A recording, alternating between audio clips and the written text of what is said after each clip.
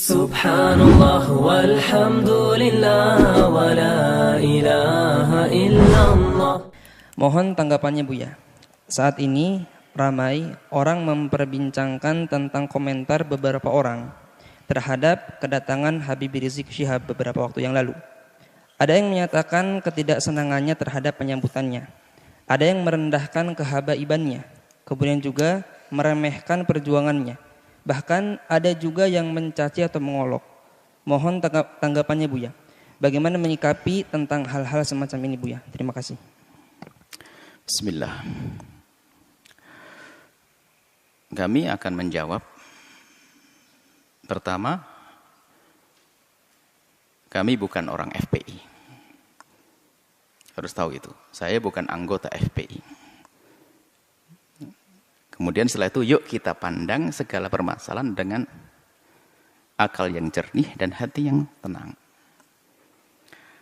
Pertama adalah kedatangan Habib Rizik disambut oleh orang sebanyak itu kemauan umat.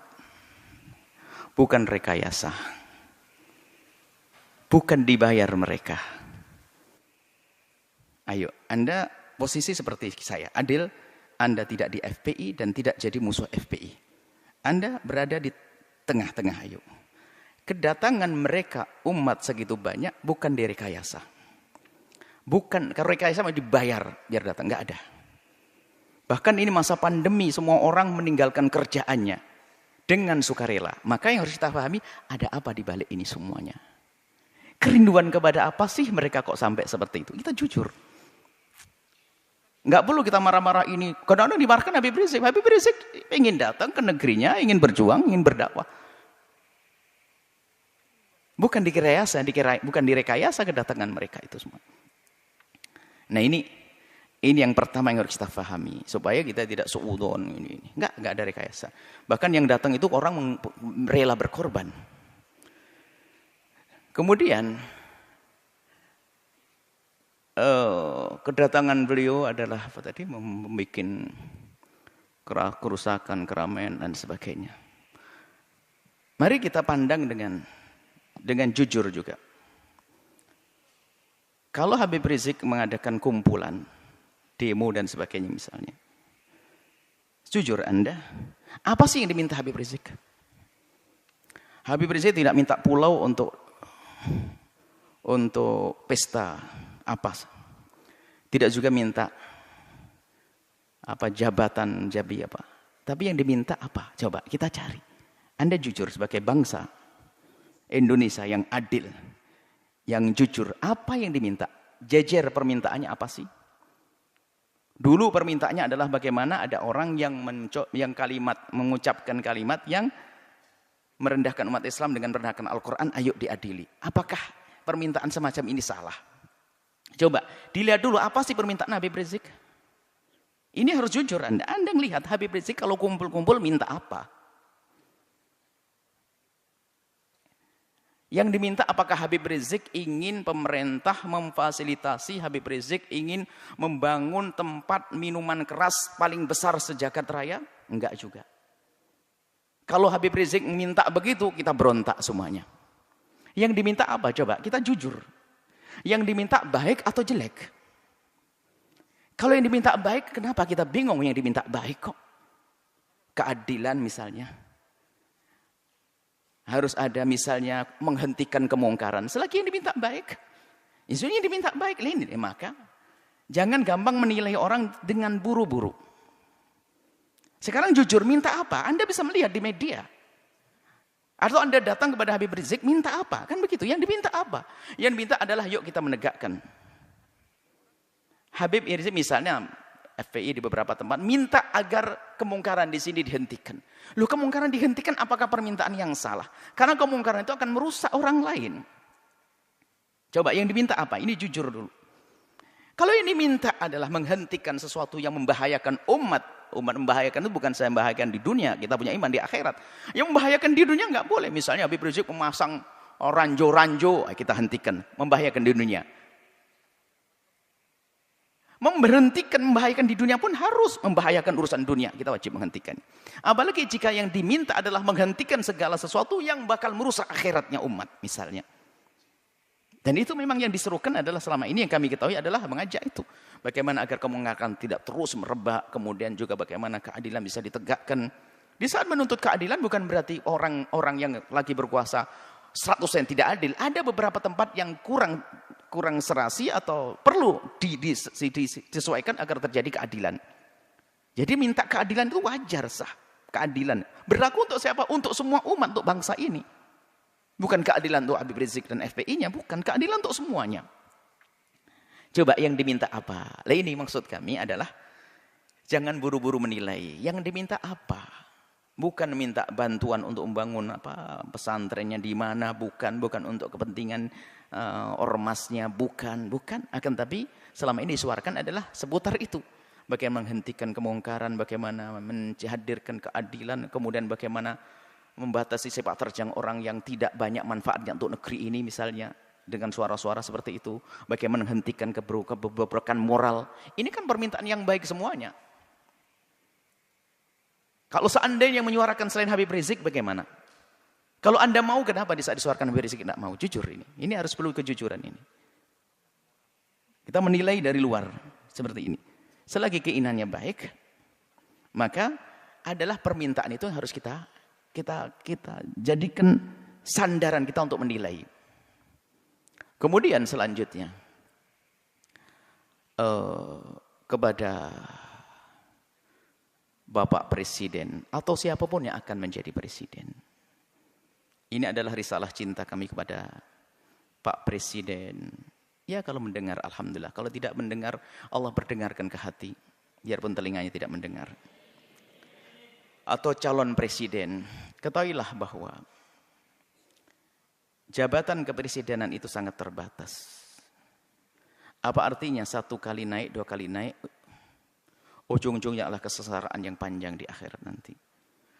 Maka mumpung Allah beri kesempatan untuk naik surga tertinggi, maka hendaknya Pak Presiden atau para calon presiden itu, apalagi yang mereka adalah benar-benar ahli la ilaha illallah, termasuk Pak Presiden kami yakin ahli la ilaha illallah, orang beriman. Perhatikan keimanan tersebut. Jadikan jabatan presiden ini adalah untuk selamat di akhirat.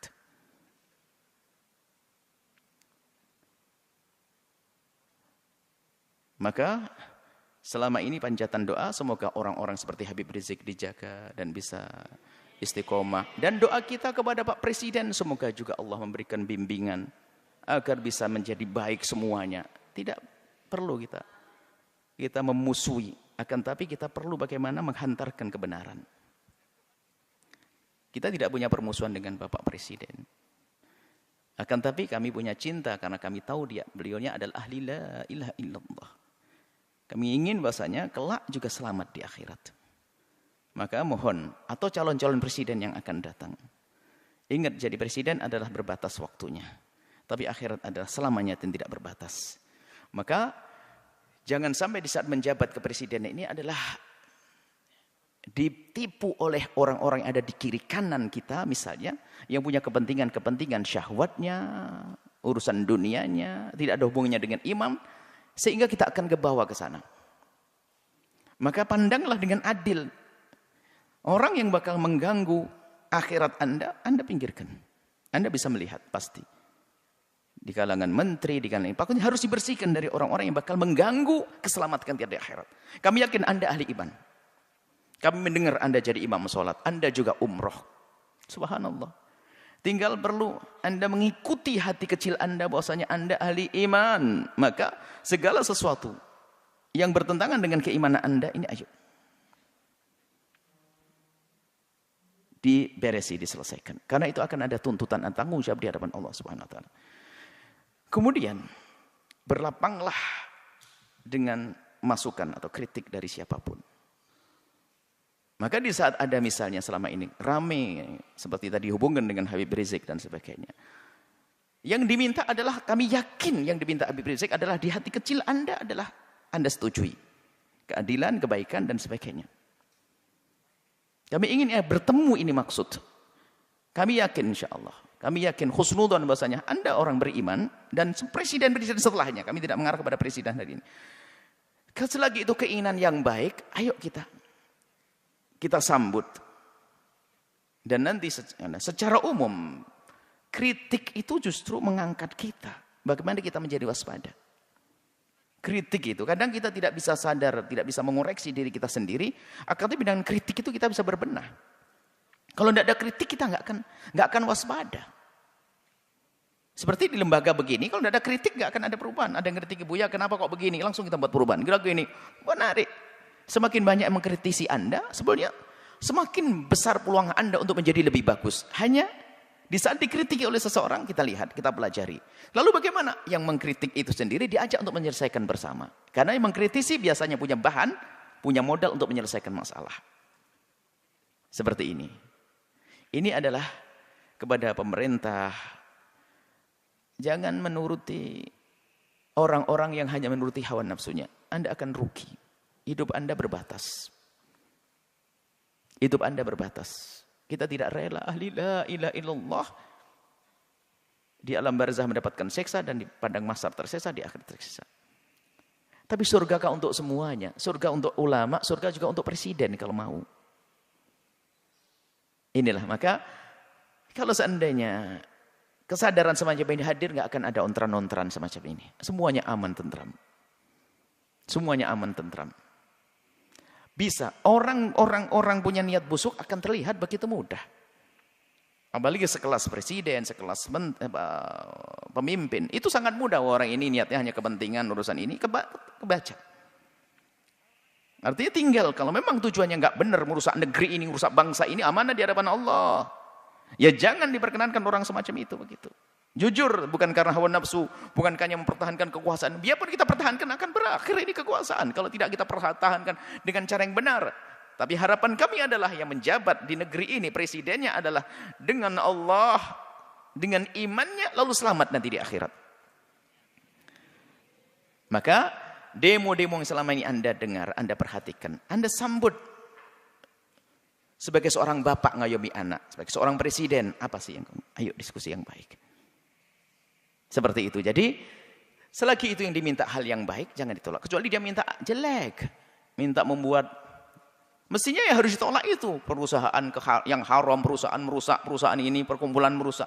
Ini yang harus kita tolak. Tapi kalau orang berkumpul datang kepada Anda, menyuruh, mengajak kepada kebaikan, hendaknya Anda bertanya, karena itu sebetulnya mereka menghantarkan surga untuk Anda.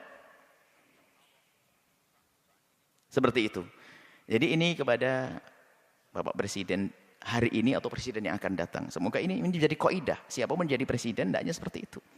Alangkah indahnya di dunia jadi presiden, ternyata jabatan presiden ini hanya untuk melangkah ke surga. Sebab surganya presiden lebih mudah, gede banget. Karena apa? Dia punya kekuatan. Kekuatan untuk masuk surga mah gampang. Seperti itu. Kemudian selanjutnya, kepada umat semuanya, hentikanlah dengan budaya mengadu domba. Habaib diadu domba dengan habaib, habaib dengan ulama, ormas dengan ormas. Hati-hati, ada Allah. Jika Anda menyebarkan sebuah berita tapi niatnya jelek, ada hitungannya di hadapan Allah. Allah akan porak-porandakan di dalam diri kita sendiri. Kita tidak bisa ngancam dengan senjata. Kami hanya mengingatkan ada Allah. Kita tidak mengancam dengan apapun. Allah. Jangan mengadu domba antara habaib dengan habaib. Ulama-ulama. Kalau mengambil berita, sekiranya kalau itu maslahat Anda sebarkan. Tidak memotong omongan orang untuk diadu. Masya Allah. Khususnya para habaib adalah dzurriyyah Nabi SAW yang kita harus mencintai mereka. Apalagi menyebarkan berita-berita. Maka kepada umat semuanya, ayo ada hitungannya. Yang biasa mengadu domba, maka ketahuilah di dalam rumahnya pun pasti tidak semesra. Ingat, yang biasa menyebar berita-berita enggak karuan itu sebetulnya di rumahnya pun tidak mesra dia. Tidak akan indah di rumahnya. Dengan saudaranya mungkin rebutan waris dengan ini. Lihat, yang biasa menyebarkan fitnah begitu tuh. Yang suka nyebar fitnah-fitnah, memfitnah para habaib, memfitnah para ulama itu, kalau dilacak dalam rumahnya enggak ada mesra. Itu enggak tegur sapa sama saudaranya berbulan-bulan, bertahun-tahun mereka. Mungkin tidak akur dengan bapaknya juga. Kenapa? Hati yang kotor itu. Lihat. Menfitnah habaib.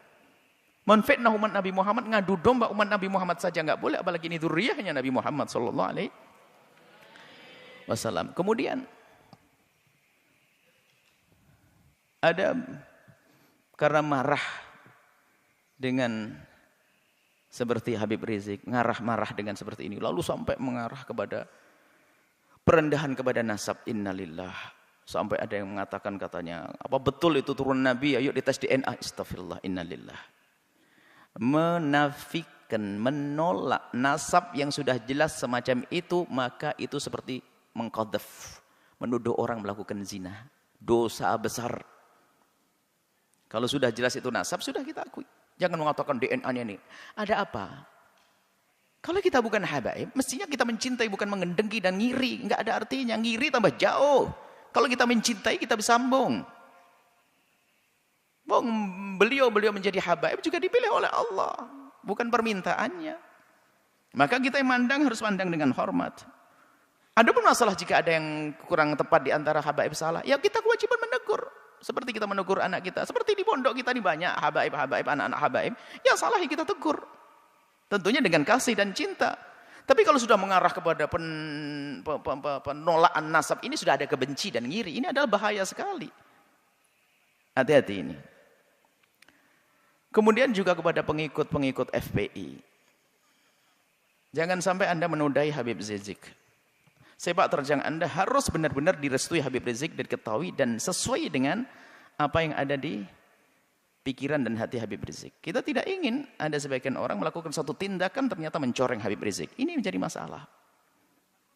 Jangan sampai tujuan Habib Rizik yang mulia, yang istimewa ini ternodai oleh kita-kita apa orang-orang yang dengan perilaku yang terburu-buru hanya mendahulukan hawa nafsu dan sebagainya. Nah ini maka di sini kita ingin bahwasanya perjuangan orang-orang seperti beliau ini, Habib Rizik ini bisa mulus, sukses. Kemudian nanti juga presidennya juga akhirnya juga sukses. Bangsa ini sukses, surga lah semuanya. Anda bercekcokan. Tinggal yang tersisa siapa? Orang yang sibuk ngadu domba, bermusuhan, caci maki dan sebagainya. Hidupnya begitu dia.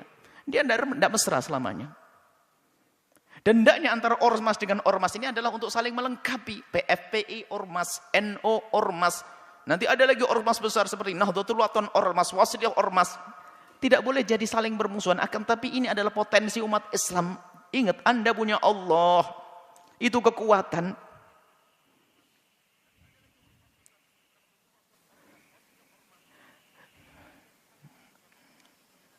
Semoga Allah menjadikan kita juru damai di negeri ini. Yang berjuang semoga diberi keikhlasan. Yang punya kebencian dengan pejuang-pejuang semoga diberi kesadaran dan diampuni oleh Allah. Pejabat-pejabat semoga dimulai dari presiden sampai bawah, semoga Allah berikan hidayah, bimbingan, sehingga semuanya kita ini selamat. Tidak boleh kita mengharapkan orang celaka masuk neraka. Enggak. Kita harus merindukan mereka. Nah, kalau semuanya atas dasar ini semuanya, kesadaran rindu kepada Allah, menganggap kebenaran sebagai kebenaran, maka semuanya akan beres. Yang menjadi masalah adalah kita dikuasai hawa nafsu. Kita tahu itu kebenaran hanya karena bertentangan dengan kepentingan pribadi saya, maka saya tolak. Enggak. Muncul kebencian-kebencian dengan para ulama, kebencian kepada para habaib, na'udzubillah. Adapun orang yang membenci Islam itu memang selalu ingin merusak Islam, itu urusan mereka dengan Allah, ada hukumannya nanti di akhirat.